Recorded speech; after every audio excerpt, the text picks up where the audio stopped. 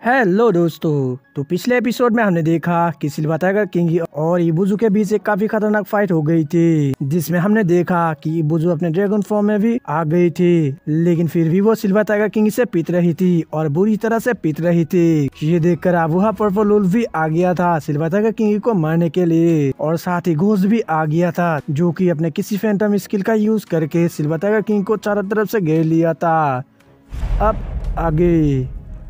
तो next episode की शुरुआत बिल्कुल उसी सीन से शुरू होता है, जहाँ पे हम देखते हैं कि घोस्ट अभी भी सिल्वर टाइगर किंग को घेरे हुए था और साथ ही पर्पल वुल्फ भी सिल्वर टाइगर किंग की तरफ तेजी से बढ़ रहा था। ये देखकर सिल्वर टाइगर किंग अपनी स्पीयर को घुमाता है और इन्फिनाइट स्किल का यूज करता है, जिसकी वजह से वहाँ पर बहुत सारे स्पेस आ गए थे और फिर वो उन स्पेस से सबसे पहले उस उल्फ पर अटैक कर देता है, जिसकी वजह से वो उल्फ पीछे हट जाता है और फिर उसके बाद सिल्वर टाइगर किंग घोस्ट पर भी उन स्पेस की बारिश कर देता है, जिसकी वजह से हम देखते हैं कि वो स्पेस जाकर घोस्ट के क्लोन बॉडी के साथ साथ असली बॉडी पर भी लग गई थी, जिसकी वजह से घोस्ट उड़ता हुआ पीछे जाने लगता है। ये देखकर अब सिल्वर टाइगर किंग भी तुरंत ही उसके पास पहुंच जाता है और अपनी स्पेस से उस पर अटैक कर देता है, लेकिन घोस्ट ने किसी तरह से सिल्वर टाइगर किंग के अटैक को रोक लिया था, मगर इससे वो जमीन पर आकर टकरा जाता है। अब यहाँ घोस्ट और पर्पल वुल्फ को मार खाता हुआ देखकर बाकी डीमंस अपनी जान बचाने के लिए वहाँ से हुआंगजिन एकेडमी छोड़ कर दुम दबाकर भागने लगते हैं। ये देखकर अब इधर मिस लू अपने सभी लोगों से कहती है हमें उन डीमंस को बिल्कुल भी यहाँ से जाने देना नहीं चाहिए, इसलिए पकड़ो उन्हें।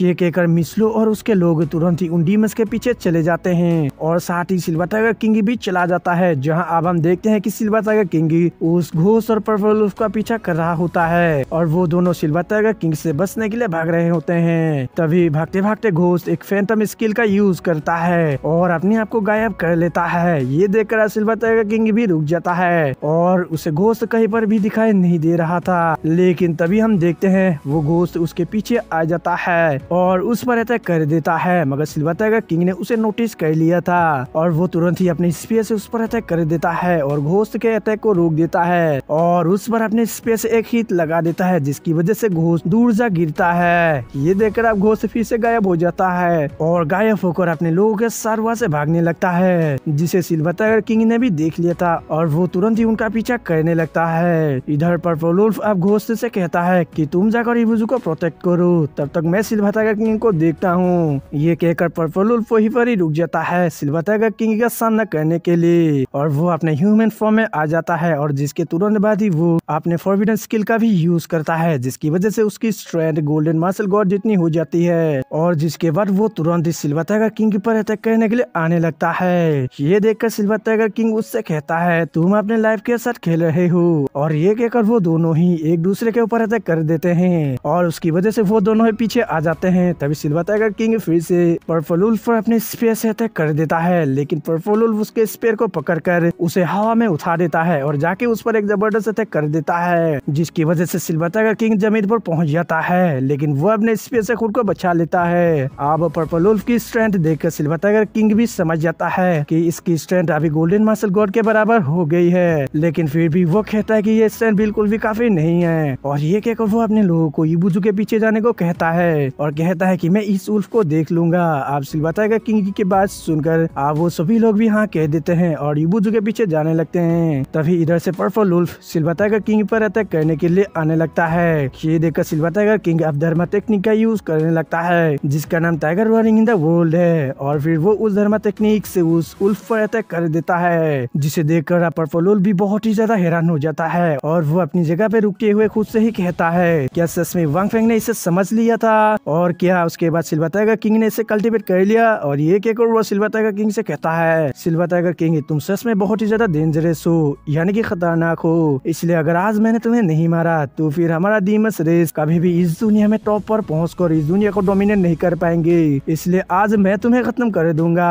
और ये कहकर पर्पल वुल्फ अपने पंजों से सिल्वर टाइगर किंग के धर्म टेक्निक को खत्म कर देता है और फिर वो तुरंत ही जाकर सिल्वर टाइगर किंग पर अटैक कर देता है, जिसे सिल्वर टाइगर किंग भी अपनी स्पीयर से रोकने की कोशिश करता है, मगर इससे वो थोड़ा सा पीछे हट जाता है और वो जख्मी भी हो जाता है। ये देखकर सिल्वर टाइगर किंग अब तेजी से हंसने लगता है और कहता है कि पर्पल वुल्फ मैं जानता हूँ कि मैं गोल्डन मार्शल गॉड के सामने कुछ भी नहीं हूँ, लेकिन तुम इस फॉरबिडन स्किल को और कितना देर तक संभाल पाओगे। और ये कहकर वो उससे कहता है कि जब तुम्हारा फॉरबिडन स्किल का टाइम खत्म हो जाएगा तब तुम एक चींटी से भी कमजोर हो जाओगे। और ये कहकर सिल्वर टाइगर किंग उस पर अटैक कर देता है, मगर पर्पल वुल्फ साइड हटकर उस अटैक को डॉज कर लेता है और अपने वुल्फ फॉर्म में आकर तुरंत ही वहाँ से भागने लगता है। ये देखकर सिल्वर टाइगर किंग भी उसका पीछा करने लगता है और पीछा करते करते पर्पल वुल्फ का मजाक उड़ाने लगता है और उससे कहता है कि तुम एक गोल्डन मार्शल गॉड हो, लेकिन फिर भी तुम मुझसे डर कर क्यों भाग रहे हो। और ये कहकर वो हंसने लगता है, जिसके बाद हम देखते हैं कि वो दोनों भागते भागते बहुत दूर आ जाते हैं। ये देखकर सिल्वर टाइगर किंग मन ही मन खुद से कहने लगता है पर्पल वुल्फ अपने लोगों के साथ फिर से मिलने की कोशिश कर रहा है, क्योंकि अगर एक बार उसका फॉरबिडन स्किल एग्जॉस्ट हो गया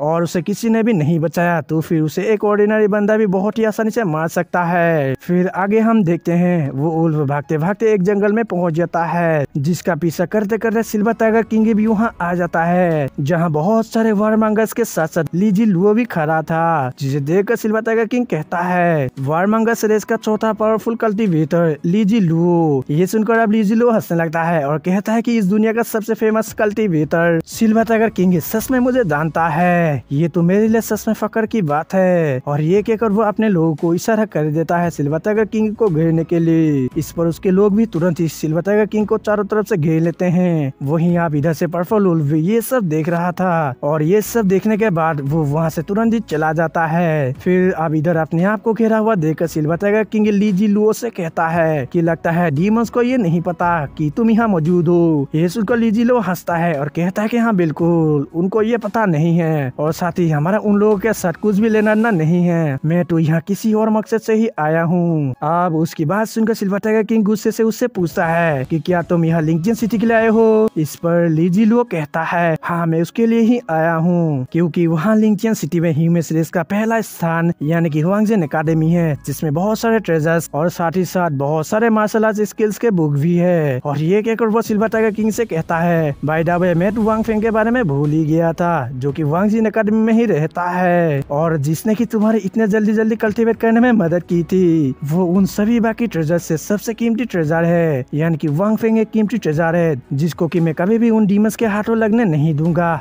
ये सुनकर अब सिल्वर टाइगर किंग उससे कहता है पर्पल वुल्फ, घोस्ट और साथ ही बुजू भी अपने लोगों के साथ यहाँ से अपनी जान बचाकर भाग रही थे। ये सुनकर अब लीजी लुओ हंसने लगता है और कहता है कि हुआंगजिन एकेडमी बहुत ही स्ट्रॉन्ग है, इसलिए इसमें कोई भी सरप्राइज नहीं है कि वो डीमंस तुम्हारे सामने कुछ भी नहीं है। और ये कहकर वो उससे बताता है वैसे भी उन डीमंस के पास इतनी स्ट्रेंथ नहीं है और साथ ही हमारे जैसा गोल्डन डिवाइन एपिफनी पाने वाला भी नहीं है, इसलिए वो लोग तुम्हारे सामने कुछ भी नहीं है। ये सुनकर सिल्वर टाइगर किंग उससे कहता है अच्छा ऐसा है क्या, लेकिन मुझे ये नहीं लगता है कि तुम्हारे पास गोल्डन डिवाइन एपिफनी है। आप सिल्वर टाइगर किंग की बात सुनकर लीजी लुओ जोर जोर से हंसने लगता है और तभी वहाँ एक और बंदा भी हंसते हुए आ जाता है और सिल्वर टाइगर किंग को बताता है कि मेरा नाम रेड किंग कॉन्ग है और मैं रेड थंडर क्लैन से आता हूँ, यानी कि रेड थंडर रेस से आता हूँ और मैं तुमसे फाइट करना चाहता हूँ। अब उसकी बात सुनकर सिल्वर टाइगर किंग थोड़ा सा हैरान हो जाता है और कहता है कि क्या तुम उसी रेड थंडर क्लैन से आते हो जो कि वेस्ट माउंटेन के पीछे है, जहाँ तुम्हारे अलावा और भी 3 रेसेस रहते हैं। ये सुनकर अब रेड किंग कॉन्ग तेजी से हंसने लगता है और कहता है कि हाँ मैं वहीं से आता हूँ। फिर अब सिल्वर टाइगर किंग कहता है मुझे ऐसा बिल्कुल भी नहीं लगता है और ना ही मैं ये सोचता हूँ कि रेड थंडर क्लैन के लोग जरा सा भी स्ट्रॉन्ग होंगे। ये सुनकर अब रेड किंग कॉन्ग को गुस्सा आ जाता है और वो कहता है कि ह्यूमंस में काफी ज्यादा घमंडी होते हैं। और ये कहकर वो सिल्वर टाइगर किंग से कहता है तुम्हें क्या लगता है कि तुम ह्यूमंस के पास एक गोल्डन मसल गॉड है और उसकी वजह से तुम बहुत ही पावरफुल हो, लेकिन अब ऐसा बिल्कुल भी नहीं है, क्योंकि अब सिचुएशन बदल चुका है और बहुत ही जल्द तुम ह्यूमंस भी खत्म हो जाओगे और तुम लोगों के खत्म होने के बाद हमारा रेड थंडर क्लैन फिर से आसमानों को छुएगा।